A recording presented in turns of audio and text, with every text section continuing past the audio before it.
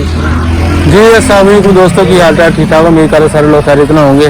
साजी माशाल्लाह साढ़े स्कूल के बाहर साइड से पेंटिंग हो रही है, बड़ी प्यारी पेंटिंग हो रही है, बड़ा प्यारा साजी माशाल्लाह लिखाई हो रही है। उस्ताद होनी बड़े कारीगर है माशाल्लाह। साजी कितों आए हो?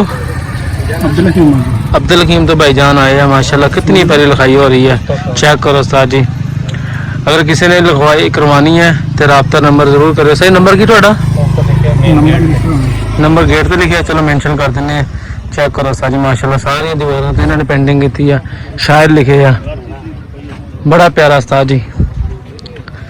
चेक करो उस्ताद जी, हर तरह की माशाल्लाह पेंटिंग कर सकते हैं। अगर किसी ने भी करवानी जरूरत हो तो भाई हुणां नाल रब्ता कर लियो। बड़े प्यारी माशाल्लाह बिल्कुल साफ क्लियर नजर आ रहा है, नहीं कि बस समझ नहीं आ रहा है, बिल्कुल क्लियर नजर आ रहा है। जितनी भी दीवार हुई हैं और मैं तो स्लैब दिखाना जाके माशाल्लाह पाकिस्तान का माशाल्लाह जिस तरह जी माशाल्लाह मेन गेट पे चेक करो साथ ही जो इन्होंने बनाया उन्होंने नंबर आ वाला है जी, आ नंबर है जी उन्होंने लकी लिखा हुआ कितने। ठीक है माशाल्लाह बड़ा बेहतरीन फ्लैग बनाया, बड़ी अच्छी पेंटिंग की है।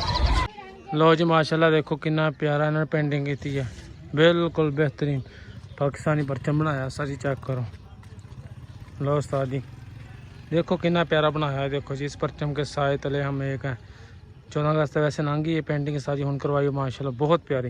अगर किसी ने भी करवानी हो इसे नंबर देने हैं, रब्ता ज़रूर करियो। माशाल्लाह बहुत प्यारा माहौल बनाया है।